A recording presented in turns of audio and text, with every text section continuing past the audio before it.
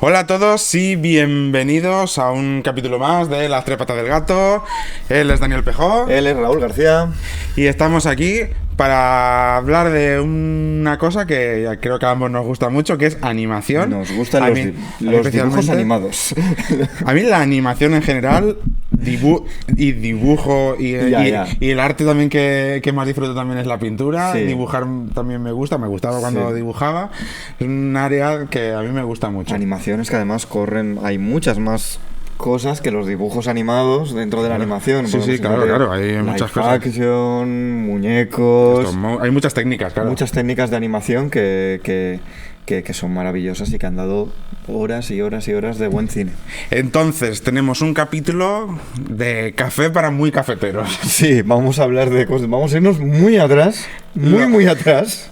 Lo que hemos pensado, porque como pone el título, vamos a hablar de historia de la animación, es que si os gusta este vídeo, este tipo de vídeos, que nos lo hagáis saber y dejaremos este vídeo como un índice. Se nos ha caído ahí me dicen por el pinganillo que se nos ha caído un póster. El mío no funciona. Ahora cuando le demos a la intro lo pondremos bien. Sí.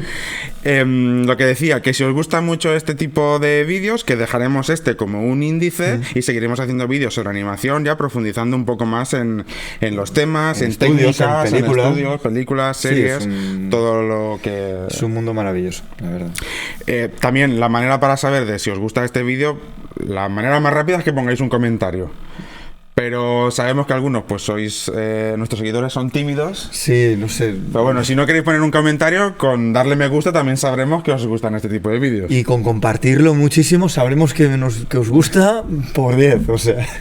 Entonces, le damos a la intro y hablamos de animación. Vamos a por ella. Dale.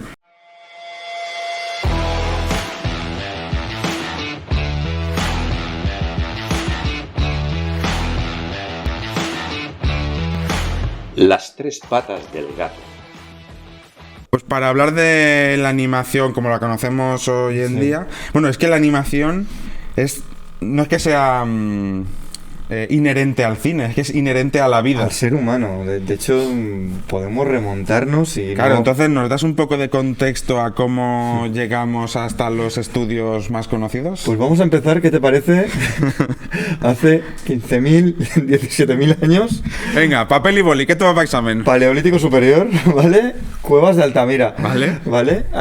Los seres humanos han tenido necesidad de plasmar la realidad y de representar con dibujos la realidad y con arte que se mueva, que explique historias desde la edad de piedra, desde la prehistoria. Si habéis estado en la cueva de Altamira, los que sois de aquí de España no hay ningún problema. Los que sois de Iberoamérica, pues queda un poquito más lejos. Pero seguro que hay una cueva de Altamira. Seguro sí, está la cueva de las manos en Argentina. Hay las representaciones terrestres están en todo el mundo.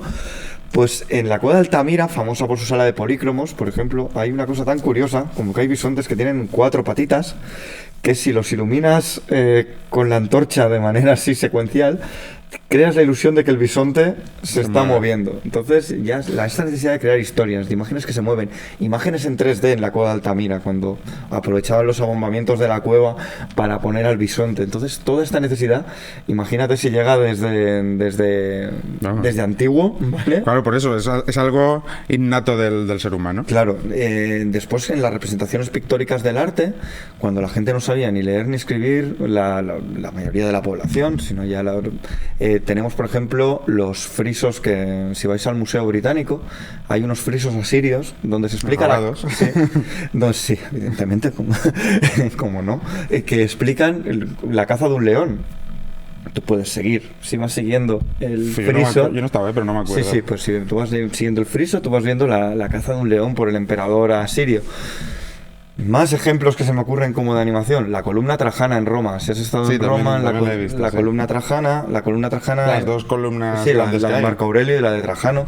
Que Marco Aurelio se copió... así. Lo que estaban puestos dentro de un centro comercial, una especie de bonaire de la época. Y, de hecho, estaba, digamos, rodeada de edificios donde tú podías ir subiendo y podías ir viendo la conquista de hacia arriba. Podías bien en espiral, podías seguir la historia. Así que Seguimos otro ejemplo más de animación. Podemos irnos también, para ir ya directamente al grano, a las pinturas románicas, donde explicaban la historia sagrada o explicaban lo que le pasaba a los pecadores en el infierno en tablas, y era como una especie de animación en los capiteles. Y en la Capilla Sixtina, que si le pegas la vuelta, si lo miras, no sé si de izquierda a derecha o de derecha a izquierda, te va contando la vida Testamento y a la vida de Jesús en los pintores de las de Giotto. abajo, sí. Sí, la parte de Giotto, que es la que no mira a la gente, que es una puñetera pasada. Sí, es la que... Dije, mirad las paredes de la Capilla Sixtina, por favor, no os quedéis solo en el techo. ¿Vale? Y bueno, y Miguel Ángel incluso arriba, en toda la historia de Miguel Ángel, puedes seguir todo el Antiguo Testamento, toda la creación desde... Entonces el ser humano siempre ha contado historias con dibujos. Y siempre claro, teniendo las imágenes, pero ya vamos un poco para ir directos al cine, proyectemos estos dibujos. Entonces, en el siglo XVII, en 1640, se inventa la linterna mágica, que es un invento maravilloso, que es como una especie de cápsula cerrada, oscura, con una luz de fuego, una lámpara de aceite dentro y unos cristales pintados translúcidos, que cuando le ponías la luz proyectaba en la pared una imagen, y ahí se hicieron cuentos, historias que se iban proyectando. Es el primer antecedente del cine, pero bueno, yo sé que hay una fecha que a ti te mola mucho, que es 1834, ¿correcto? Sí. Que la tenemos ahí. Cuéntanos qué pasó en 1834, que cambió la historia para siempre. Claro, creo que es uno de los puntos clave de la animación, que es cuando se descubre la persistencia de la retina. Es cuando se descubre cómo podemos ver imágenes animadas. ¿Por qué se nos queda en nuestro ojo que una imagen estática parezca que se mueva? Claro, redescubren, ¿no?, los 16 fotogramas por segundo al inicio, luego 24. Bueno, realmente se decía que eran 10. Al principio, creo que la persistencia de la retina está en 10, lo que pasa que es más fácil hacerlo en 16. Y después ya en 24, que se queda como el estándar durante un montón de tiempo, los 24 fotogramas por segundo. Sí. Claro, y podemos hacer, ¿no?, que una imagen... Una imagen estática, pero la vas moviendo. Al principio eran 10 fotogramas por segundo, es decir, 10 imágenes estáticas cada segundo. Sí. Esa pequeña variación que había en los dibujos, a los ojos, tú al ojo no lo ve como 10 imágenes estáticas, sino lo ve como un movimiento. Claro, crearon el famoso zootropo, que se llama, que es con la... Zootropo es más fácil de decir. Antes hay dos un montón que son imposibles de decir. Pero que es lo típico, la imagen más clásica es la del caballo saltando o el caballo corriendo con un jinete, que daban una vuelta y tú podías ver ese caballo que corría. Si os gusta mucho, porque esto tiene una historia maravillosa del caballo y del jinete, pero bueno, eso si os gusta mucho, hablaremos en profundidad de esto. Sí. Esto ya lo dejamos para... Sí, hay documentales muy buenos de animación, sobre animación en YouTube, de orin larguistos, para que degustéis, me cargo esto hoy, para que degustéis con poquito a poco y os ayudaremos si os gusta. Exacto. Entonces pasamos ya a, si te parece, a... Sí, ¿Por qué tenemos esto aquí? Es que queremos hablar de estudios que no solo los que más importantes, sino también los más importantes para nosotros, en este caso para mí, que es el que preparaba esto. Claro. Pero bueno, Dani comparte mi opinión, entonces los dos podremos hablar. Aquí vemos fechas, Dani va a ser mi azafata y vamos a ir poniendo logos de estudios que han marcado la historia de la animación y también que han marcado la historia de mi historia. Antes de empezar, solo una cosita. La primera película de dibujos, que la podéis ver en YouTube, que es Fantasmagorie, en 1908. Está considerada la primera película de dibujos animados que está hecha con palitos, o sea, con muñequitos de palito.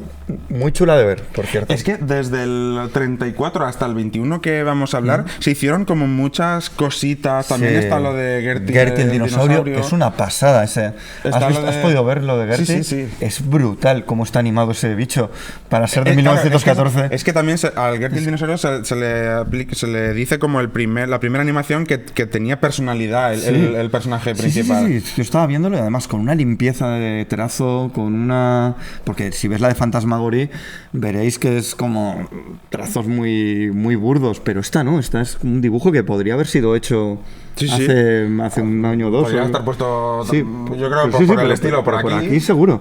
O sea, es una pasada, muy, muy recomendable ver. También en YouTube hay un corto que es Funny Faces of Funny Faces, que es fases divertidas de caras divertidas, se juega con esto, que también está muy bien como se le da la personalidad que tiene en cada cara. Es también anterior a lo que vamos a hablar, pero bueno, hay muchos ejemplos. Por aquí, pero y por aquí solo un apunte más, es que es muy importante, es Méliès, que utiliza las técnicas de animación con el cine de personas, digamos, es un pionero absoluto.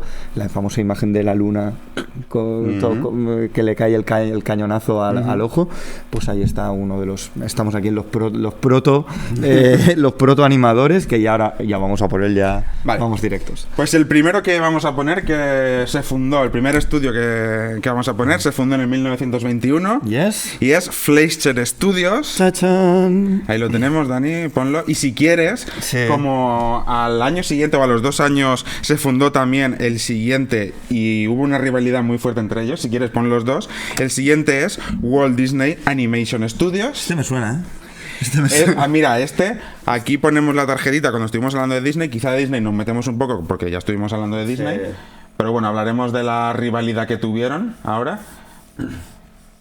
Y os lo dejaré también en la descripción, el capítulo en el que hablamos de Disney. Aquí viene una pequeña guerra civil en Estados Unidos. Es que en la historia de la animación hay mucho beef.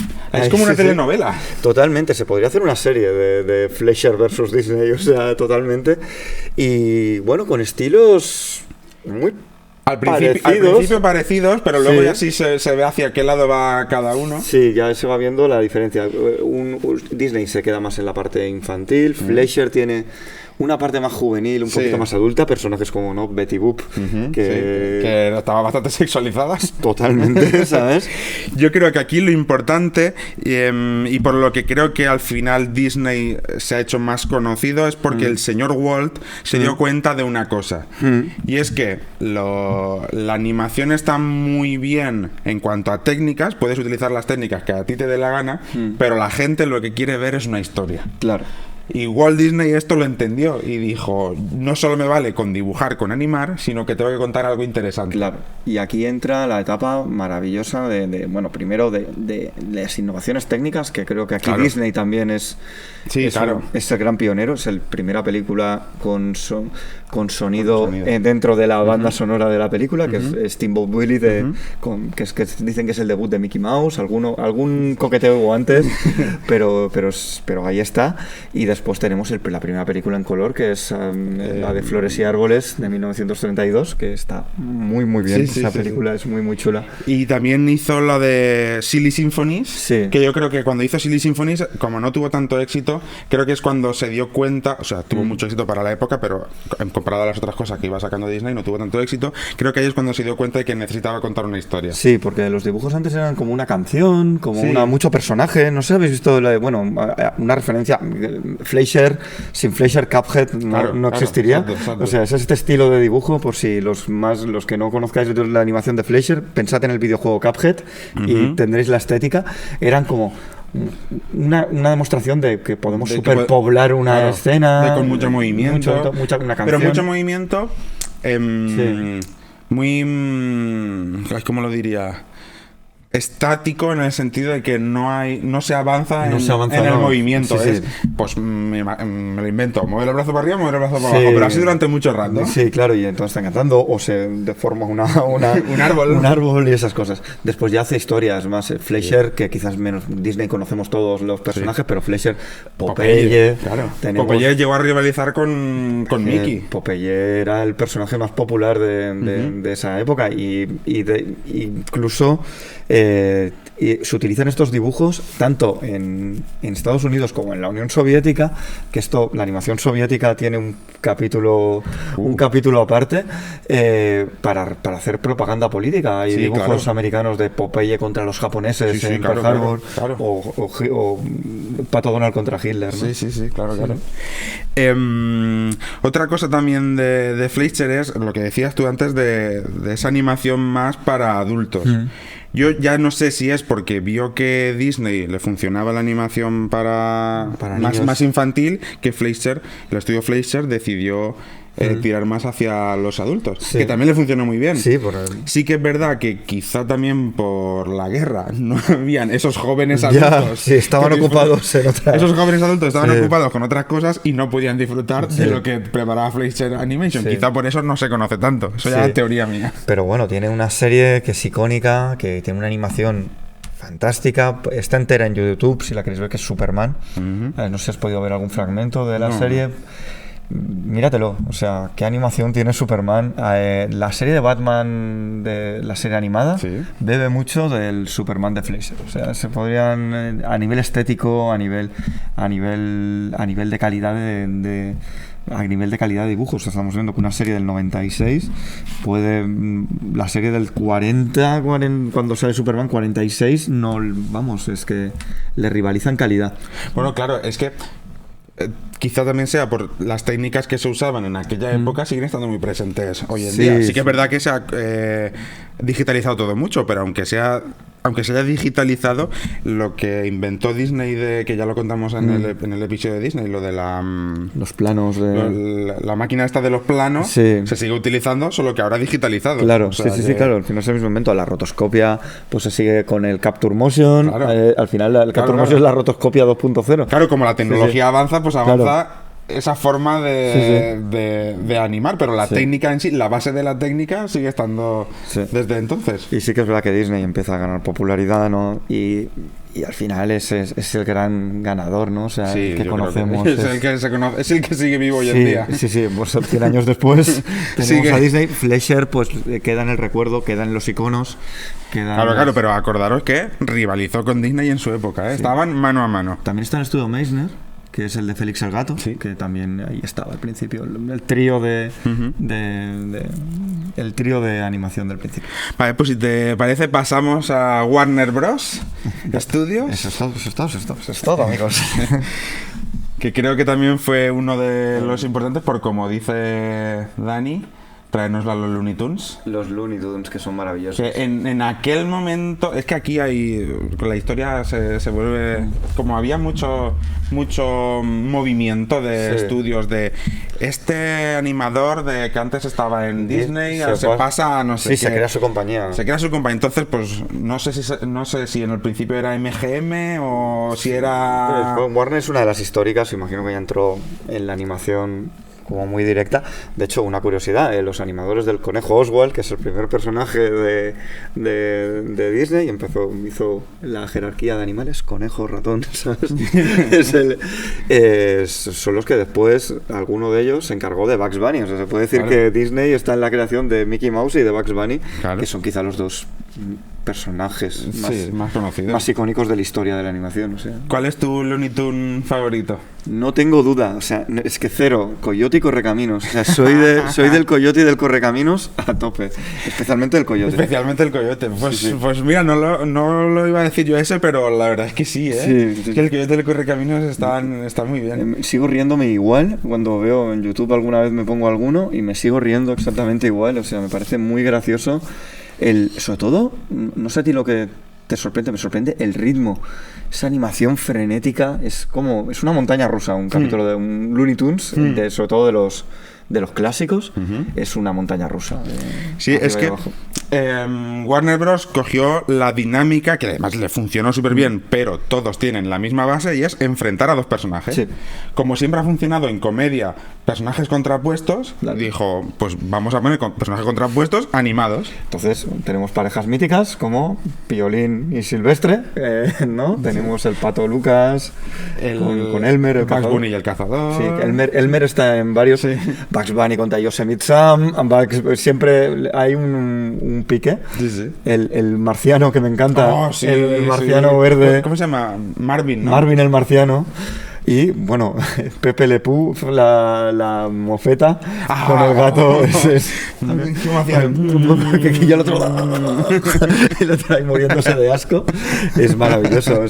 Esa confrontación funciona como un tiro. O sea. Claro, en la comedia siempre, para la comedia si ponéis personajes contrarios va a salir comedia seguro. Entonces, pues simplemente llevaron esa idea a animales, sobre todo, Sí. que es muy fácil reconocer qué animales animal no se lleva bien con qué otro animal, el perro y el gato, el gato canario, y el ratón, el canario y el gato, en fin, todo este tipo. Entonces lo repitieron en todos sus personajes y la verdad es que todos conocemos a Bugs Bunny, pero todos estos personajes eran... O sea, han sido muy icónicos. Totalmente.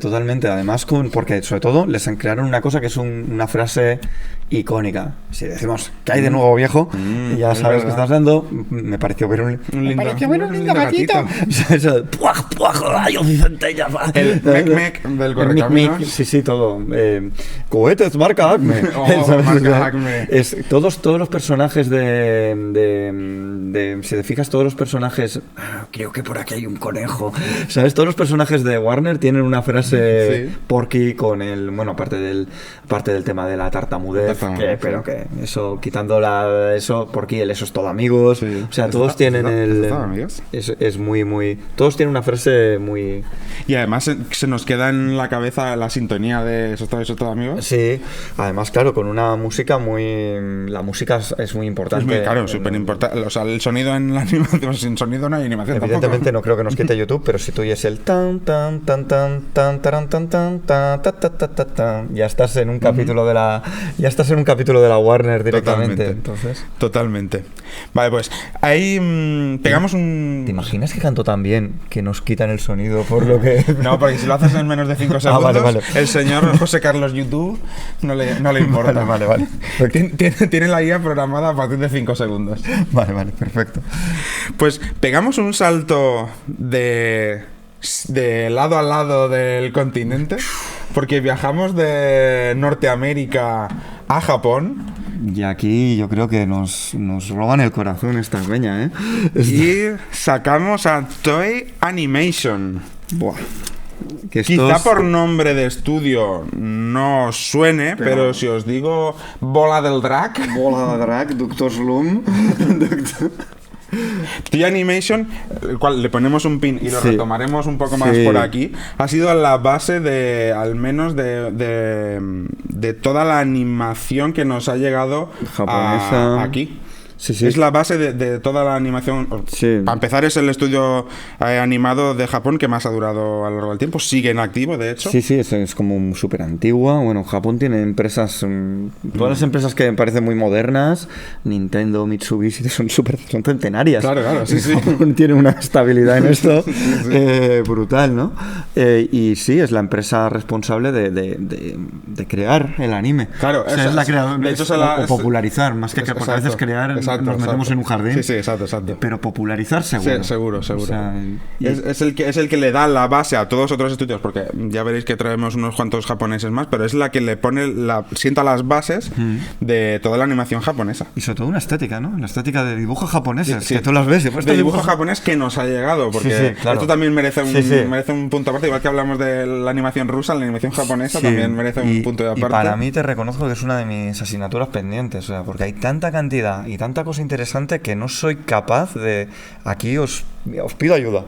O sea, por favor, a un neófito en el anime, como soy yo, ¿por dónde empezaríais realmente? O sea, Akira es un buen principio, que también ahí está metida, pero ¿qué hacemos? O sea, ¿por dónde empiezas? Porque es inabarcable la producción que han hecho los japoneses de géneros, de géneros tipo culebrón, tipo comedia, tipo batalla, bueno, es que es inacabable. Aquí Toei también le pasa, creo que a lo largo de los años, o sea, mucho más dilatado en el tiempo, pero sí que le pasa un poco como Disney, y es que sus animaciones sí que se centran a un público no tan adulto. Sí que es mucho más dilatado que Disney a lo largo del tiempo, se va dando cuenta un poco más cuando ya va llegando por esta etapa más o menos, que más que nada porque aparecen otros estudios en Japón que hacen animación un poco más adulta, ya no solo en los temas que trata, sino también en el trazo de la animación. Si os fijáis, Toei Animation es súper reconocible en su animación, esos colores súper vivos, esas sombras que no son sombras, son más un recolor del propio color.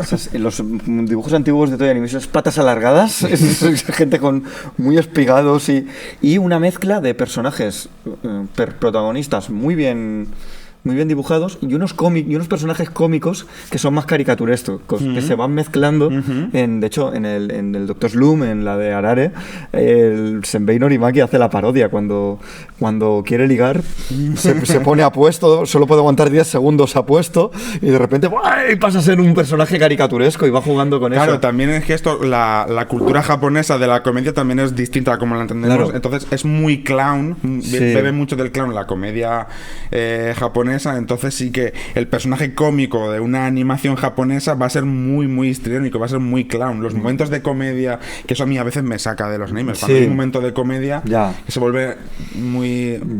cambia totalmente el tono. Siempre hay, de repente uno le pega un puñetazo y el otro pega una cara muy graciosa. Eso es muy típico de incluso cuando están en serio, cuando tú ves Dragon Ball y está Goku dándose de leches con Freezer. Freezer pone caras muy graciosas cuando le dan un buen puñetazo, o el propio Goku, ¿no? Pero también una de las cosas que, como digo, ponemos un pin y lo retomamos un poco más para adelante, y es que creo que Toei Animation también hace muy bien el popularizar la animación de acción. Porque creo que es de las cosas más importantes de la animación, es saber representar bien la acción. En cine de acción hay muchísimo movimiento. Y saber dibujar bien tanto movimiento y que parezca fluido me parece muy complicado. Entonces Toei Animation populariza, y porque lo hace muy bien, la acción, la fluidez de movimiento. Claro, sí, y con dibujos además muy currados. O sea, hay un arte... En los dibujos japoneses, algunos se han simplificado con el tiempo. Yo creo que en general hemos ido a una estética más minimalista, pero tú ves las series japonesas clásicas, antiguas, jolín, unos fondos curradísimos, una atención por el detalle de que cada capítulo es como una pequeña película no sé, vuelvo a Dragon Ball porque es quizá la más, para mí es mi serie de Toei Animation, y es la que me sé. Pero los fondos de Dragon Ball cuando Goku es pequeño, eso es un cuadro, o sea, eso es para hacerte un cuadro con todos los fondos o con todos los detallitos que tiene. Es muy detallista, y eso es una maravilla. Para los más jóvenes, para la chavalería del canal, esos dos que nos ven, esa chavalería que nos ve, para que sepáis quién es Toei Animation a día de hoy, es quien está animando One Piece, por ejemplo. One Piece está con ellos. ¿Conoces más series así de Toei Animation clásicas que...? Hostia, pues me podemos buscar en un momento, Me pillas. Sí, pero bueno, tenemos sobre todo todas las series de ya te digo, japonesas. Ranma 1,5 creo que es de ellos también. Sí, es una de las... Espera, un segundo. Es que en Japón, y lo veremos cuando vayamos un poco al final, Toei Animation sigue animando cosas que producen otros estudios de animación. Claro. Y entonces hay mucha mezcla. Ha pasado a ser productora. Pues mira, tenemos desde Bola de Drag, Sailor Moon, One Piece, Transformers... Digimon. Sí. No sé si lo aparece ahí, pero Digimon es de ellos también. Tenemos sobre todo pues Yu-Gi-Oh! Tenemos un montón de series. Sí, es que son años y años de series, ¿no? Que han sido Caballeros del Zodíaco. Es que es una pasada Tú has dicho que tu serie de referencia de cuando eras chiquillo era Bola de Drag. Dragon Ball, bola del Drag. Bola de Drag, sí, bueno, el debate de cuál es el mejor doblaje se acaba cuando ves la versión catalana de Bola de Drag. Es broma, es para que se animen los comentarios. Eso iba a decir, ponernos en los comentarios, porque sabemos, nuestro público sabemos que está entre mi edad y la de Dani. Entonces, pues yo veía One Piece cuando... Fíjate si tiene años One Piece, que yo lo veía cuando era niño, pero bueno, Sailor Moon, Caballero del Zodiaco, todos estos, ponednos cuál es vuestros dibujos cuando erais pequeños, los que más os gustaban. Sobre todo nos pilló Bola de Drag a nosotros, a los que tienen más o menos mi edad, yo tengo 43, nos pilló con 8, ¿sabes? 8 años, o sea, cuando se emite aquí en las autonómicas. Entonces fue una locura, o sea, pasaron cosas, es que es un movimiento. Bola de Drag tendría un capítulo entero, porque podríamos hacer uno de 2 horas hablando de Bola de Drag, pero es el fenómeno cultural por una serie de animación más grande de la historia, quizá. Y creo que no exagero. O sea, Pues dejamos un pin, sí. Volveremos y pasamos a... Fíjate que yo soy... a mí no me pilló el siguiente cuando se fundó ni cuando se emitían, pero hablaremos de por qué a mí me llegó un poco más adelante, los dibujos de los que vamos a hablar ahora. Pero pasamos de tu infancia, o de una de las que más te gustan a ti cuando eres niño, a una de las que más me gustan a mí cuando era niño, que son los Autos Locos, con Hanna-Barbera. Pero patán. Es maravilloso. Así que ponemos Hanna-Barbera con el logo que... tiene muchos logos, pero este creo que es muy representativo, con Pedro Picapiedra, para que sepáis que nos trajo este estudio aquí en el 57. Picapiedra. Hablaremos de por qué, un poco ahora dentro de un rato, hablaremos de por qué me llegaron a mí estos dibujos, que es muy interesante. Sí, porque estamos hablando de series de los 50, 60. Claro. Además, con un cambio de estilo muy... ¿Qué te parece el estilo de los dibujos? Porque hay uno... A mí me gusta mucho, porque es muy simple la animación, es súper simple. El señor Hanna-Barbera decía, aquí tenemos que reciclar movimientos y reciclar fondos, sobre todo. La misma lámpara pasa 10 veces cuando se van persiguiendo los gatos y los ratones. Sobre todo Hanna-Barbera lo que utiliza mucho es una técnica, y si queréis hablamos también un poco de técnicas, es la técnica del cut-out. Sí. Que es coger una parte del cuerpo y mover solo esa parte del cuerpo. Entonces se queda quieto. Entonces se mueven mucho los brazos, el tronco se queda fijo y se mueven las piernas y los brazos solo. Es la manera de correr de los yogi. Vamos, venga. ¿Sabes? O sea, vamos por ahí. Tenemos aquí un gran creador de dibujos, desde pues los Picapiedra, Maguila el gorila, el lagarto Juancho, el gato Jinx y Pixie Dixie, que eran dos... Pixie Dixie. Eran dos ratones cubanos perseguidos por un gato andaluz. Eso me lo tienen que contar. ¿Que eso cómo era en versión original? Eso molaría ver cómo era en versión original. Tengo que verlo porque nunca... Es que claro, lo tengo tan... Un malditos roedores, ¿sabes? Son malditos roedores. ¿Sabes? Lo tengo tan metido en el ADN que no quiero verlo de otra manera. Dirían que es de Gibraltar en versión original. Que los gibraltareños dicen nosotros los ingleses. Sí, a lo mejor sí dicen hola mi arma, hola my weapon. O sea, ¿sabes? Pero yo como he dicho de Hanna-Barbera, que los que más me gustaban eran los Autos Locos, y fíjate que es que la animación era súper simple, casi no había animación ahí. Los Autos Locos tienen unos personajes que son absolutamente... Si le das esa distinción a cada personaje, por favor, estás generando que porque en anime se hace mucho darle mucha distinción entre personajes. Entonces al niño, al que lo está viendo, dices, quiero saber de cada uno de qué trata cada uno. Es que además Pedro Bello, Penelope Glamour, los hermanos Macana. O sea, a mí me gustaban los que iban con los estos de góticos, los que iban... el horror móvil. Eso. Con el dragón ahí eso. Yo era fan de ellos. Y después el gran Pierno de Yuna, que es uno de los... Es el villano más entrañable. Que el perro se reía como Carmen Sevilla. ¡Pachán! Sí. Es muy bueno. Y es el único que conduce un coche con marca. Conducía un Ferrari. ¿Ah, sí? Sí. Hostia, el Ferrari de Pierno de Yuna. O sea, sí. Es el único que tiene un coche... ¿Al Ferrari puso dinero? Imagino que sí, porque es el Ferrari de Pierno de Yuna. O sea, no sé... Supongo que Ferrari quiso estar en los autos, en la Fórmula 1 y en los Autos Locos. Cosa que le honra. O sea, sí. Pues volvemos a poner un pin, porque como he dicho antes, esto es como una telenovela y ya veremos por qué nos llegó...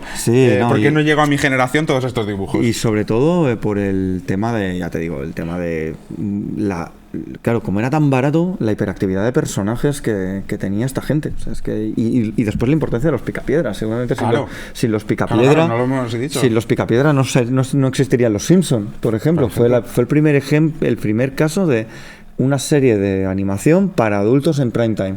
Y triunfó. De hecho, los primeros capítulos de los Picapiedra, yo recuerdo ver alguno con risa enlatada, como si fuera una sitcom de... Bueno, de hecho es una sitcom. Sí. Y cuando empezaron y a lo largo de los capítulos, era bastante... O sea, las cosas... Había algunas cosas que trataban que eran bastante para adultos. Sí, la adopción de los niños, por ejemplo, el capítulo de las adopciones de Pablo, Fred y Barney, Pablo y Pedro aquí por San Pablo y por por San Pedro, por cierto. ¿Ah, sí? Sí, porque siempre van juntos, San Pablo y San Pedro, en las representaciones icónicas. O hasta dónde llega la iglesia. Y le pusieron Pablo y Pedro por San Pablo y San Pedro. Así que, bueno, historia sagrada y historia del Paleolítico. Y es el... Bueno, estás hablando de la adopción. Sí, pero que es con cosas muy adultas, con historias de un matrimonio, que se van a beber al bar, que se van a... Que celebran la Navidad en el Paleolítico. Sí, eso aquí tendrían que explicarlo, pero bien. También hay un loro que graba conversaciones y una máquina de escribir que es un bichito, así que le vamos a dar el pacto ficcional a los Picapiedra. Pues pasamos al, si no el mejor estudio de animación, definitivamente entre el top 3 de estudios de animación del mundo, de la historia, pasamos a Estudio Ghibli. Nos pones ahí a Totoro, he elegido Miyazaki-san. He elegido el logo en el que sale Totoro. Totoro. Ya no voy a dejar de cantar esto todo el día. Y aquí sí que el salto de calidad de animación.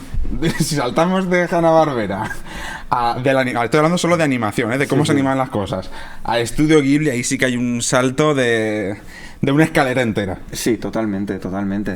Todo lo simple que es Hanna-Barbera es preciosista y detallista, pero a la vez muy claro. Lo que me encanta de los dibujos de Estudio Ghibli es lo que decíamos de Toei Animation, es como súper barroco, súper detallista, dentro de la sencillez, de los colores planos, la maravilla que crea Estudio Ghibli. Estéticamente ves una película de Estudio Ghibli y sabes que es Estudio Ghibli. Hay es que ahora no me viene a la cabeza. Hay un pintor japonés, creo que ese apellido es Hamui, lo pondré en los comentarios, ahora no me acuerdo, que creo que Miyazaki se inspiró mucho en él por la forma de crear. Este pintor solo hacía paisajes. Y si ves un paisaje de este pintor, dices, esto está en una película de Estudio Ghibli. Lo pondré en los comentarios y le podéis echar un ojo. Está muy bien. Y además, creador de un mundo fantástico, un mundo donde los sentimientos humanos están a flor de piel. Si ves La tumba de las luciérnagas, se te cae el alma a los pies, pero ves Nausicaa, está muy bien, ves Totoro, la historia de la madre enferma. Jolín, es que son unas películas de... El viaje de Chihiro. Sí, el viaje de Chihiro. El cerdo también, ¿cómo se llama? Porco Rosso. Con la política, con los totalitarismos. Me encanta la frase de prefiero ser un cerdo con fascista. Sí, frase que aplaudimos. Entonces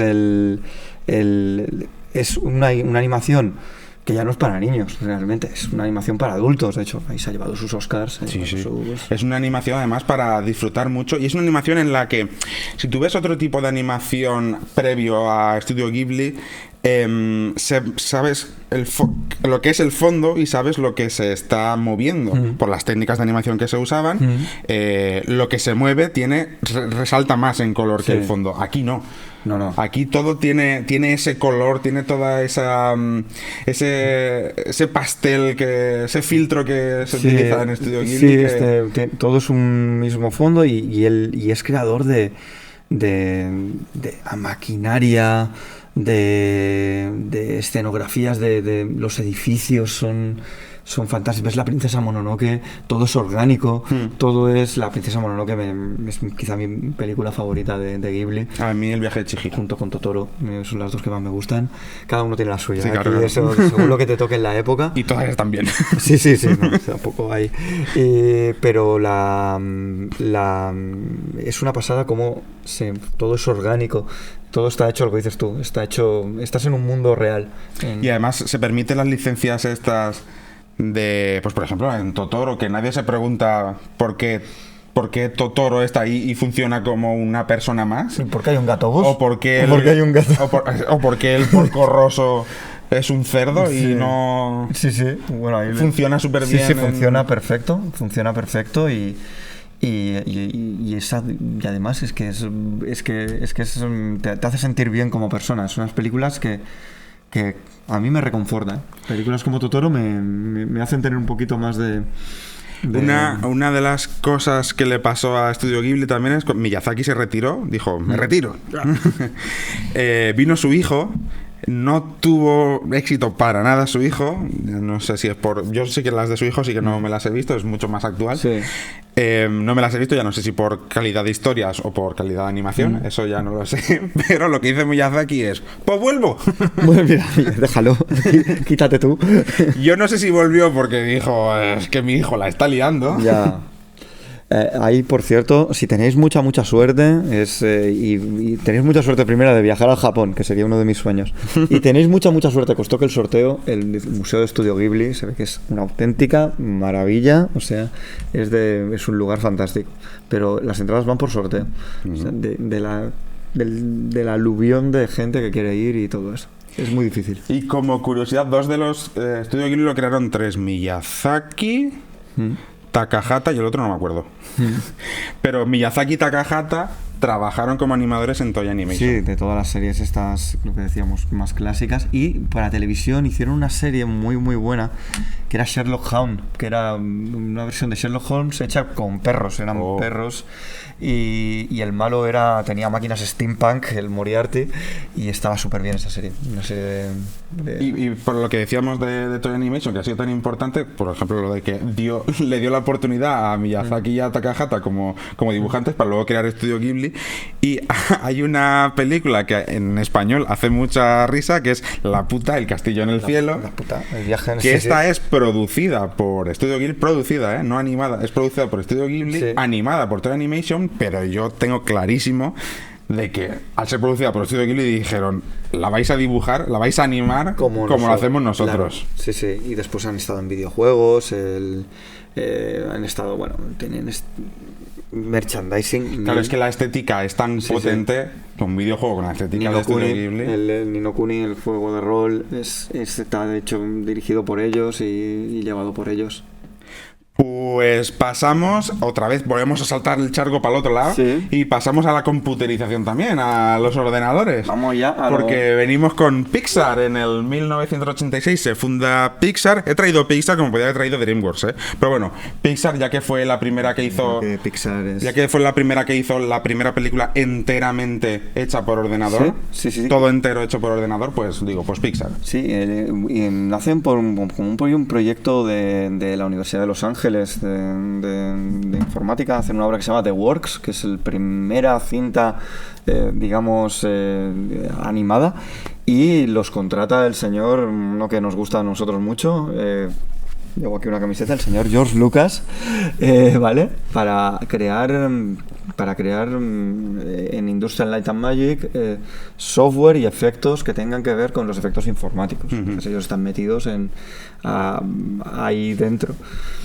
Más adelante Steve Jobs los compra y vuelven otra vez a hacer trabajos desde fuera, esta vez para Industrial Light and Magic, hasta que se ponen en contacto con Disney para que los distribuya las películas. Toy Story no sería una película de Disney la primera, más adelante sí, y después ya los integre dentro de su familia de películas. Entonces, aquí son Disney 100%. Aquí ya Pixar sí que se convierte un poco más en las películas de mi infancia. Sí, Pixar claro, Toy Story, Monstruos S.A. De hecho, Toy Story tiene tu edad, justo, ¿no? Claro, 95, claro. Sí. ¿Cuál es la película así que más te llama la atención de Pixar? A mí la que más me gusta es Monstruos S.A. Tengo un cariño...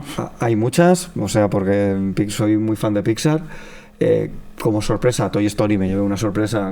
Fui a verla al cine con un amigo, con mi amigo José, fuimos a verla y me quedé como muy parado, pero después como película a mí Wall-E me toca un montón. Los primeros 45 minutos de Wall-E me parece lo mejor que ha hecho Pixar. Up está muy bien, sí. Es que claro, es que no hay peli, es que... ¿La de Bichos es de Pixar también? Sí, Bichos está muy bien. Pero es que todas las películas, es que si te metes en Pixar, que también, punto de aparte, como hemos dicho, esto es un índice, si queréis que profundicemos, decidnoslo. Claro, podemos estar, lo mismo que con Dragon Ball, podemos hacer un Tarantino de Pixar, prácticamente. Los Increíbles me pareció, lo que dice el título, me pareció increíble, me pareció una animación brutal, y de las últimas, es que incluso las de Del Revés y todo eso me parecen también una pasada de película. Pero sí que es verdad que desde que lo compró Disney, Yo no sé si es porque impusieron mucho las ideas del nuevo Disney o qué, pero en animación son top, eso está claro, pero las historias ya no me parecen tan interesantes, quitando Inside Out o quitando puntuales. Quizás está pero como que se repite mucho la historia. Quizás hasta Coco tiene un top y a partir de Coco quizá van un poco de caída. Es mi sensación personal. Claro, pero no por animación, no, sino por historia, por lo interesante de la historia que nos cuentan. Pero bueno, después tiene la de Soul, que está muy bien, o sea, tienen un montón de pelis. Es que cualquier película que te pongas de ellos es maravillosa. Vale, pues vamos a un punto un punto de la telenovela que decía. Es que hay un señor que se llama Ted Turner, compra la biblioteca de todas las series que hizo Hanna-Barbera.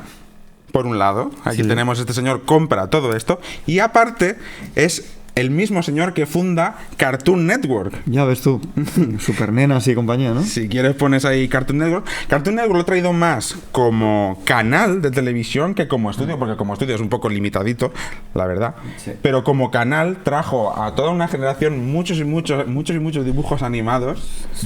Cartoon Network sí que es totalmente los dibujos, el canal que yo veía en mi infancia. Es vuestra referencia de los que tenéis vuestra edad, ¿no? Entonces, por eso decía que yo todas las series de Hanna-Barbera yo las vi en mi infancia, porque este señor que que fundó Cartoon Network compró todo lo Hanna-Barbera. Aquí se ve una diferencia de ver la tele con los años que nos llevamos, ¿no? Que claro, cuando yo veía la tele, esos dibujos se daban en 5, 6 cadenas como mucho cuando llegan las privadas, y todos veíamos lo mismo en las mismas cadenas. De repente Cartoon Network yo creo que rompe la idea de crear un canal temático de animación, 24 horas al día de dibujos o de series relacionadas con los niños, y a partir de ahí se suman Clan, se suma Boeing, se suma Disney Channel ya existía en Estados Unidos, pero Nickelodeon, y ya es... La animación yo creo que está más diversificada, pero yo creo que aún así las series generacionales siguen marcando una generación entera. O sea, a pesar de la diversificación, sí que hay series que habéis visto toda una generación. Sí. Series que, claro, a pesar que es más difícil que pase en tu generación que en la mía, evidentemente veías campeones porque había 4 cadenas. Esta no es de Cartoon Network, esta es de Disney Channel, pero la banda del patio, por ejemplo, ha marcado a toda mi generación. Eso la veíamos todo el mundo. Sí. Por eso que quiero decir que a pesar de todo, la animación tiene este punto de que cuando una serie es icónica o una serie está muy bien hecha, marca a toda una generación, esté en el formato que esté. Y aunque a todos estos canales que decíamos, Cartoon Network, Jetix, Clan, Nickelodeon, se les decía que eran los canales para los niños, sí que me gustaría resaltar que Cartoon Network experimentaba mucho.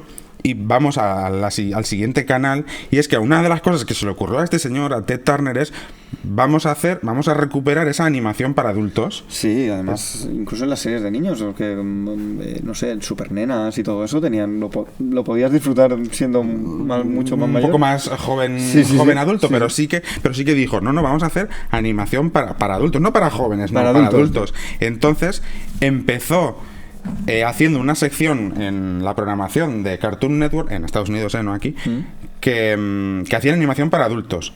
Cosa que funcionó muy bien, y lanzó otra cadena que es Adult Swim. Adult Swim. Cuéntame sobre esta, que me interesa un montón.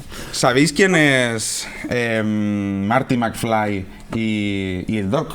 Sí, claro. ¿Y sabes cuál es la versión en dibujos animados de Marty McFly y de Doc? Hombre, R&M, Ricky Morty. Pues Adult Swim, entre muchos otros, nos trajo Ricky Morty. Joder, qué guay. Es una de las... Es quizá una de las series que si se tuvieran que poner una cápsula para que viéramos lo que hemos hecho los humanos en animación, yo pondría Ricky Morty. Sí, yo también. Es una de las icónicas. Sobre todo porque el creador es Dan Harmon, que lo digo muchísimas veces, veo todo lo que haga Dan Harmon, porque ese hombre tiene una cabeza que no es de este mundo. Sí, Dan Harmon es Community, ¿no? También Community, sí. Y sí. También está como guionista, estuvo en Gravity Falls, está en todas estas que tienen un toque de vamos a hablar de meta referencial, pues ahí está Dan Harmon. Es una pasada cómo se mezcla la serie, cómo vas viendo las temporadas y cómo se va entrando capítulos referenciados. Es para leerla con una guía, o sea, realmente mucho más profunda, metiendo teorías científicas, metiendo un montón de... adulto pero real, o sea, para disfrutarlo en diferentes niveles. Entonces, lo que le pasa a Cartoon Network y Adult Swim es que llega una multinacional mucho más grande que Turner Broadcasting, que es la productora que tenía este señor, Ted Turner. Es que, no, espera, es que llega Warner Bros. Y dice, pues te lo voy a comprar porque puedo comprarlo. Me lo quedo. Entonces, por eso podemos ver ahora series de Adult Swim en HBO, porque luego HBO compró Warner Bros. Es que esto es una telenovela. ¿Estaría aquí Hora de Aventuras toda esta gente? Sí, creo que sí. Creo que Hora de Aventuras es de hecho de Cartoon Network Studios, de hecho. Sí. Pero por ejemplo, en HBO, si veis animación para adultos, que hay muchísima, Birdgirl, la serie de Harley Quinn, Ricky Morty, que ahora, o sea, que estuvo en Netflix pero ahora está en HBO, pues todo esto es de Adult Swim, todo esto salía en Adult Swim. Sí. Y pegamos el salto otra vez al otro lado del charco y vamos con WIT Studio. A la gente, quizá el nombre... Los que sean muy frikis, muy otakus, quizás sí que les suene, pero yo, Dani, creo que a ti no te suena WIT Studio. Aquí me tienes que ilustrar tú. Vale, ¿tú sabes cuál es el anime Ataque a los Titanes? Sí, eso sí. Quizá es el anime más conocido de los últimos 10 años. Sí. Es el que más ha traspasado de... Death Note y son los que, si los conozco yo, pues es que son muy conocidos. Es que son muy conocidos. Pues WIT Studio, que fue una ramificación de Toei Animation, es que esto sí que es telenovela, pero vamos, se enfadaron ahí un ejecutivo con no sé quién, se llevó a 2 animadores y pusieron dinero, vamos a trabajar en un estudio, tuvo que pagar también el gobierno. En fin, es que es una historia muy enrevesada y crearon WIT Studio, que entre otras cosas que animaron está las primeras 3 temporadas de Ataque a los Titanes. Eso. Aquí ya sí que se viene la cultura japonesa del manga y de la Shonen Jump, que le llaman ahí, que es como el manga original, y todos los que aparecen en las primeras planas del Shonen Jump al final se acaban convirtiendo en animación. Claro. Qué bueno. Bueno, la verdad que he visto el primer capítulo, te he de decir, de Ataque a los Titanes. Me parece una animación brutal y es una historia muy interesante. ¿Sabes mi problema con las series de paciencia y de trastorno de atención que tengo yo? Pero me parece muy interesante la propuesta, me parece muy interesante el dibujo y me parece muy interesante las mitologías que sacan. Y aquí sí que retomo lo que decía de la acción, porque creo que WIT, la fluidez en los movimientos de todo lo que anima es espectacular. Sigue manteniendo esa animación tradicional en 2D, no hace CGI, no hace 3D, no se genera el escenario en 3D para luego mover la cámara por ese escenario, lo sigue haciendo en 2D. Y una serie que está muy bien, que la recomiendo mucho, tú que decías, aquí ilustradme de animes, Cabaneri of the Iron Fortress, o los Cabaneri de la Fortaleza de Hierro, es muy cortita, creo que son 10 capítulos, se ve súper rápido y tiene una animación, es rollo steampunk, una animación espectacular. Eso me mola. Y es de zombies además. Te va a encantar muchísimo. Steampunk, zombies, vamos. Pues ya está, ya me tienes. O sea, si la veo le hago un series en un minuto. ¿Y qué pasó con Ataque a los Titanes cuando llegaron a la 4ª temporada? Pues la industria japonesa de la animación siempre se ha dicho que es como muy... es una picadora de carne. Allí tienen que trabajar a destajo. De hecho, hay muchos problemas de trabajadores, de animadores, que se quejan de que tienen que trabajar muchas horas al día porque tienen que sacar mucho por la cultura que hay allí. Sí, mucho crash, ¿no? Y unido a que pues la animación en Japón se ve mucho, pues tienen que trabajar mucho. La productora de Ataque a los Titanes, que tenía contratado a WIT Studio dijo, no podemos seguir con este ritmo. Entonces tuvo que cambiar de estudio de animación. La productora tuvo que cambiar de estudio de animación y contrataron a el siguiente estudio de animación, que es MAPPA. Es que es verdad que en Japón la animación aquí quizá cada vez menos, es un producto menor, o sea, creo que la gente valora un montón la animación, pero en Japón se le ocurra mucho. Por ejemplo, las intros, el que canta en una intro de un anime es el número 1 en Japón. lo curran un montón estas cosas. Por eso cuando ves según qué canción traducida en un anime, en una serie, me da un poquito de eso, ¿vale? MAPPA. Yo hace tiempo escuché decir, si te gusta una película y el director no ha hecho, o sea, es la primera película de un director y te gusta mucho y quieres seguir viendo cosas, y como el director solo ha hecho una película, pues no tienes más donde ver de ese director, pero te puedes ir al productor. Claro. Quien produce, si se ha producido más películas, pues quizá también te guste. Claro. Pues yo esto lo hago mucho con los estudios de animación. Si me gusta mucho una serie de animación, pues voy a ver quién ha animado esto. Y veo que más cosas han animado. Y con Mapa me pasó. Empecé a ver cosas que había hecho Mapa, porque la animación es espectacular, y descubrí un montón de otras series muy muy buenas, nuevamente con esa acción increíble como hacía WIT, pero esto ya en 3D. ¿Qué series tenemos detrás? Jujutsu Kaisen, que yo recuerde, los no sé qué de la noche, los... ¿Guardianes? No, pues sí, Guardianes de la Guardianes Noche. de la Noche, Algo me suena así. el título, sí. Que es así como de vampiros. Esto no me la he visto, pero... Sí. Muy bien.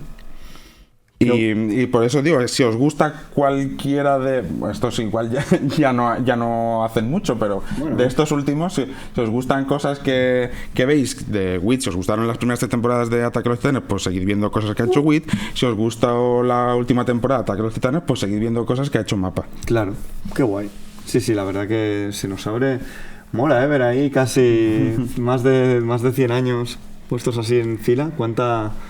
¿Cuántas horas y cuánto trabajo y qué importante es la animación. Sí, porque es la manera, además demuestra que se puede, que la interpretación va más allá de una persona, que si tú eres capaz de transmitir un estado de ánimo, da igual el formato en el que lo utilices, da igual que sea stop motion, da igual que sea tal, el final es transmitir una emoción como sea, y es lo que consigue la animación, es como dar vida a los cuadros, ¿no? Dar todo eso.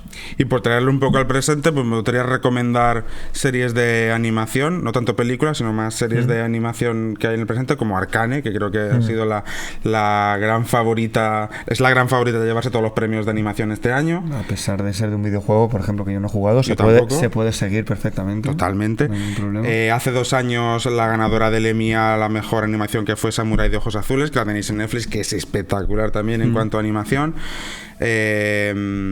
Invencible, por ejemplo, que la tenéis en Amazon Prime, que en cuanto a animación es bastante mala, pero la historia es muy buena. Uzumaki, que está en HBO, que también tiene una animación espectacular, que sigue mucho la estela de Estudio Ghibli. Y pues tenemos un montón de trabajo. Ahí tenéis mucha. Cyberpunk Edge Runners también, que es una historia de 10, que también viene de un videojuego, de Cyberpunk. Sí, me lo he pasado. Así que ahí dejo esas recomendaciones en el presente para ver animación. Muy bien, pues buen viaje, ¿eh? Buen viaje nos hemos pegado. Nos hemos pegado, vamos. Y como he dicho al principio, si os gustan este tipo de vídeos y queréis que esto lo dejemos como un índice y profundicemos más en distintas etapas, pues nos lo ponéis en los comentarios o nos dais un pulgar arriba. Exacto. Nos vemos en la siguiente. Chao. Un beso.